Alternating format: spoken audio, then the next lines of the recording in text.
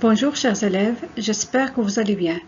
Dans cette vidéo, on va voir la correction d'un exercice de l'examen national 2018 et ça concerne l'unité 1, consommation de la matière organique et flux d'énergie. Les niveaux concernés sont les deuxièmes bacs SVT et PC. Le sujet, le vieillissement de la population est un phénomène universel dû à l'amélioration des conditions de vie. Cependant, l'avancée en âge s'accompagne d'une diminution de la masse et de la fonction des muscles qui peut être liée à une maladie appelée sarcopénie. شيخوخة الساكنة ظاهرة عالمية تعود إلى تطور ظروف العيش، إلا أن التقدم في السن يمكن أن يرافق بنقص في كتلة ووظيفة العضلات الذي قد يكون مرتبطا بمرض sarcopénie. Pour déterminer les causes responsables de la sarcopénie évolutive avec l'âge, on propose les données suivantes. Le document 1 présente les résultats de mesure de certaines caractéristiques du muscle squelettique strié en fonction de l'âge. Première question, en vous basant sur le document 1, décrivez les variations subies par le muscle squelettique strié en fonction de l'âge. Observez le document. On a ici deux graphes, commençant par celui de gauche. Que présente-t-il? Bien sûr, il présente l'intensité de contraction en nanomètres en fonction de l'âge. شدة التقلص بالنانومتر مع التقدم في السن. Pour le deuxième graphe, il présente la capacité aérobie en litres par minute. القدرة الهوائية يقصد بها هنا القدرة التنفسية باللتر في الدقيقة، أي حجم الهواء الذي يدخل إلى الرئتين في الدقيقة. En fonction de l'âge.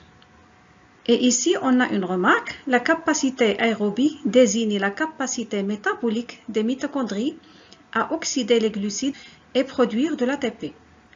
يقصد بالقدرة الهوائية أو التنفسية القدرة على إنجاز تفاعلات داخل الميتوكوندريات لأكسدة السكريات وإنتاج الATP. Donc, qu'est-ce que vous constatez? En ce qui concerne l'évolution de l'intensité de la contraction, bien sûr, il diminue progressivement avec l'âge. Elle passe de 140 nanomètres à l'âge de 20 ans à 40 nanomètres à l'âge de presque 95 ans. Et pour la capacité aérobie, elle aussi, elle diminue progressivement. Elle passe de presque 3 litres par minute à presque 1,5 par minute vers l'âge de 90 ans. Donc, les variations subies par le muscle squelettique strié en fonction de l'âge. Diminution progressive, comme on a vu ici, de l'intensité de la contraction musculaire avec l'âge. Diminution progressive de la capacité aérobie avec l'âge de 3 litres par minute à 1,5 litres par minute. La suite des données. Pour expliquer ces variations, on suggère les deux hypothèses suivantes. لتفسير هذه التغيرات نقترح الفرضيتين التاليتين. Hypothèse 1. La variation de l'intensité de la contraction musculaire est liée à un faible pourcentage des fibres musculaires de type 2 par rapport au pourcentage des fibres de type 1. On distingue deux types de fibres musculaires, 1 et 2, et d'après cette hypothèse, la diminution de l'intensité de la contraction musculaire est liée au faible pourcentage des fibres musculaires de type 2 par rapport au pourcentage des fibres de type 1. إذن حسب هذه الفرضية الانخفاض في شدة التقلص العضلي مرتبط بنقص في نسبة الألياف العضلية من النوع 2 مقارنة مع النوع الأول. La deuxième hypothèse, la variation de la capacité aérobie est due à la diminution du nombre de mitochondries. حسب الفرضية الثانية التغير الذي رأيناه طبعا هو انخفاض في القدرة التنفسية راجع إلى نقص في عدد الميتوكوندريات. Pour vérifier ces deux hypothèses, nous proposons les documents 2 et 3. La deuxième question, en vous basant sur les documents 2 et 3, vérifiez les deux hypothèses, justifiez votre réponse. Donc on va commencer par l'hypothèse 1. On a vu que l'hypothèse 1 considère que la variation de l'intensité de la contraction musculaire est liée à un faible pourcentage des fibres musculaires de type 2 par rapport au pourcentage des fibres de type 1. Observons le document 2. Comme vous constatez, il présente le pourcentage des fibres musculaires des deux types, 1 et 2, chez l'individu malade et aussi chez l'individu sain pour la comparaison. Donc, qu'est-ce que vous constatez chez l'individu malade? Chez l'individu malade, donc on constate qu'il y a un grand pourcentage de fibres de type 1 par rapport à celui de fibres de type 2. Et ceci par rapport au cas normal. Donc, d'après vous, l'hypothèse 1, vraie ou fausse? D'après ces données, bien sûr, l'hypothèse 1 est vraie, puisque d'après cette hypothèse, le malade a un faible pourcentage des fibres musculaires de type 2, c'est ce qu'on observe ici, par rapport au pourcentage des fibres de type 1, c'est ce qu'on observe ici. Observons maintenant le document 3. Le document 3, comme vous constatez, il présente les caractéristiques des deux types de fibres, de type 1 et de type 2. Commençons par l'intensité de contraction. Qu'est-ce que vous constatez? Les fibres de type 1 ont une faible intensité de contraction par rapport aux fibres de type 2. Donc cette observation est avec ou non l'hypothèse 1? Bien sûr, cette observation confirme l'hypothèse 1, puisque le malade, il a un grand pourcentage de fibres de type 1 et ces fibres ont une faible intensité de contraction, ce qui explique la diminution de l'intensité de la contraction musculaire chez l'individu malade. Donc l'hypothèse 1 est confirmée. الفرضية الأولى صحيحة بما أن المصاب بهذا المرض يتوفر على الألياف من النوع الأول بنسبة عالية مقارنة مع الألياف من النوع 2 والألياف من النوع الأول شدة تقلصها ضعيفة. هذا ما يفسر انخفاض شدة التقلص العضلي عند المصاب بهذا المرض. إذن الفرضية سليمة. Vérification des deux hypothèses avec justification. Pour l'hypothèse 1, d'après le document 2, par rapport à l'individu normal, on constate qu'il y a une augmentation du pourcentage des fibres de type 1 et il y a une diminution du pourcentage des fibres de type 2 chez le malade, comme on a constaté ici. D'après le document 3, les fibres de type 1 sont caractérisées par une faible intensité de contraction, ce qui confirme l'hypothèse 1. ما يثبت الفرضية الأولى. La suite de la question 2, on va vérifier l'hypothèse 2. D'après cette hypothèse, la variation de la capacité aérobie, ça veut dire la diminution de cette capacité chez le malade, est due à la diminution du nombre de mitochondries. Donc, qu'est-ce qu'on a vu à partir du document 2? On a vu que le malade contient un pourcentage élevé de fibres de type 1 par rapport aux fibres de type 2. Et qu'est-ce qu'on constate ici? Observez ici le nombre de mitochondries pour chaque type de fibre. Donc, on constate bien que le nombre de mitochondries est beaucoup plus élevé au niveau des fibres de type 1. Donc, d'après vous, le malade, est-ce qu'il a vraiment un faible nombre de mitochondries? Comme c'est mentionné ici, diminution du nombre de mitochondries. Bien sûr que non. Il a un grand pourcentage de fibres de type 1 et ces fibres-là sont caractérisées par un grand nombre de mitochondries. Donc la personne malade contient un grand nombre de mitochondries au niveau de ses cellules musculaires. Donc l'hypothèse 2 est fausse. Donc il est infirmé مدحضة غير صحيحة. Hypothèse 2, le malade a un pourcentage élevé de fibres de type 1, comme on a vu ici, document 2. Les fibres de type 1 sont caractérisées par un nombre important de mitochondries, comme on a vu ici, en comparaison avec les fibres de type 2, document 3. Donc l'hypothèse 2 est réfutée. الفرضية الثانية مستبعدة أي خاطئة. Pour expliquer les causes des variations de la capacité aérobie chez les malades de sarcopénie, des mesures de l'activité enzymatique de cytochrome C-oxydase et du citrate synthase ont été effectuées au niveau du muscle squelettique strié en fonction de l'âge. لتفسير أسباب تغير القدرة التنفسية عند المرضى، تم قياس النشاط الأنزيمي لأنزيمي سيتوكروم سي أوكسيداز et citrate synthase على مستوى العضلات المخططة الهيكلية مع التقدم في السن. Le document 4 présente les résultats obtenus et le document 5 illustre les sites d'action des deux enzymes. Le document 5 يبرز مواقع تأثير الأنزيمين. La question 3, à partir des documents 4 et 5 et de vos connaissances, expliquez la diminution de la production d'ATP chez l'individu atteint de sarcopénie. Observons le document 4. il présente l'évolution de l'activité enzymatique oxydative des deux enzymes cytochrome C oxydase et citrate synthase en fonction de l'âge. Qu'est-ce que vous constatez?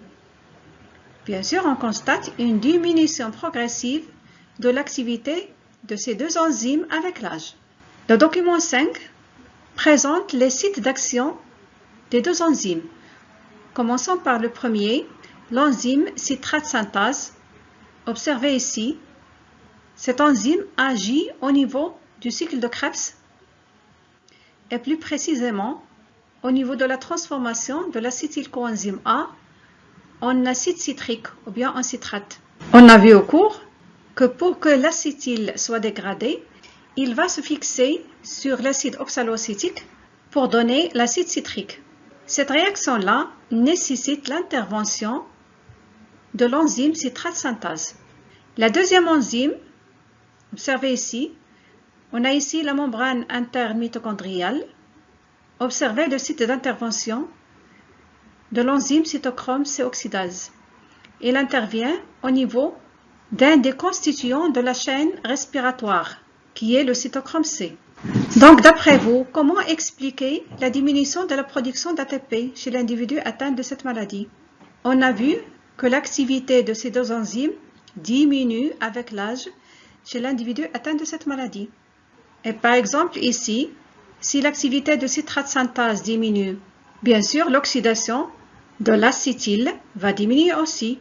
Donc, il y aura une diminution du nombre de transporteurs d'hydrogène réduits, NADH+ et FADH2. Et on sait que ces transporteurs réduits vont être réoxydés au niveau de la membrane intermitochondriale et cette réoxydation est productrice d'énergie qui est utilisée pour produire de l'ATP. Donc, la diminution de la production de ces composés réduits va réduire la production de l'ATP. On sait aussi que chaque cycle de Krebs produit un ATP à partir d'un GTP. Et donc, si l'activité de cette enzyme diminue, la production d'ATP aussi ici va diminuer. Ceci pour la première enzyme. Et pour la deuxième enzyme, qu'est-ce que vous constatez ici? Bien sûr, elle agit sur la fonction de la chaîne respiratoire.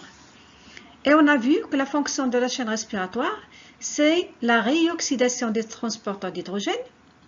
Et au cours de cette réoxydation, il y a libération des électrons qui vont être transportés à travers les constituants de la chaîne respiratoire jusqu'au dioxygène, leur accepteur final. Et bien sûr, si l'activité de cette enzyme diminue, donc l'auto des transporteurs d'hydrogène réoxydés va diminuer aussi, ce qui va diminuer le flux des électrons à travers la chaîne respiratoire et aussi le flux des protons vers l'espace intermembranaire et aussi le flux des protons vers la matrice, ce qui va entraîner la diminution de l'énergie au niveau des sphères pédonculées, donc une diminution de la production d'ATP. Document 4. Diminution progressive de l'activité enzymatique du cytochrome C oxydase et de la citrate synthase en fonction de l'âge, comme on a vu. Document 5.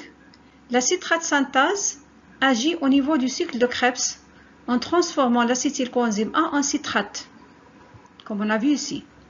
Et le cytochrome C oxydase intervient dans le transfert des électrons à travers le cytochrome C de la chaîne respiratoire. La diminution de l'activité enzymatique de la citrate synthase et du cytochrome C oxydase provoque un dysfonctionnement de la chaîne respiratoire, ce qui explique la diminution de la production de l'ATP au niveau du muscle squelettique strié chez les malades de sarcopénie. Pour traiter la sarcopénie, les kinésithérapeutes utilisent un programme adéquat d'activité physique. لعلاج هذا المرض أخصائي الترويض يستعملون برنامج مناسب للأنشطة الجسمية أي الرياضية. Pour déterminer l'effet de l'activité physique sur la fonction des mitochondries, on propose le document 6 qui présente l'activité de la citrate synthase et le taux d'oxydation des métabolites par le cycle de Krebs chez les personnes qui pratiquent de l'activité physique et des personnes qui ne pratiquent pas l'activité physique.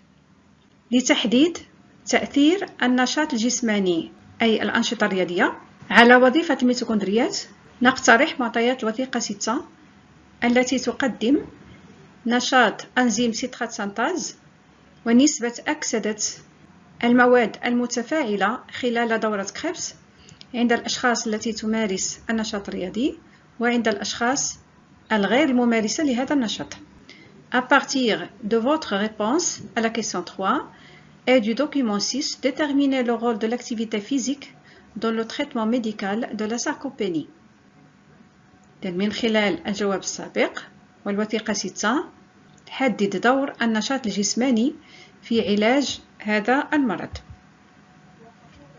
Donc, observons ici le document 6.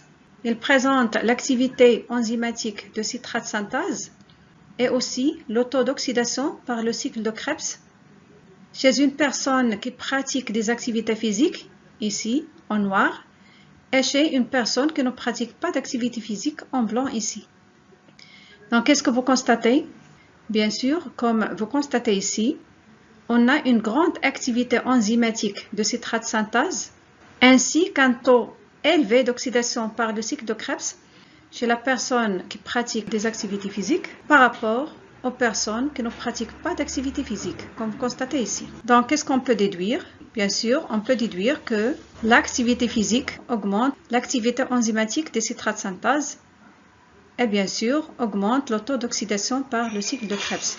Donc, le document 6, augmentation de l'activité de la citrate synthase et le taux d'oxydation par le cycle de Krebs chez les personnes qui pratiquent de l'activité physique par rapport aux personnes qui ne pratiquent pas l'activité physique, comme on a vu ici.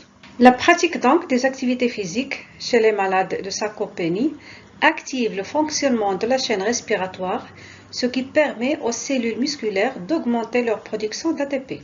إذن ممارسة النشاط الرياضي عند المرضى بالساركوبيني ينشط وظيفة السلسلة التنفسية مما يمكن من رفع إنتاج الATP من طرف الخلايا العضلية وطبعا مما يمكن من تحسين حالتهم.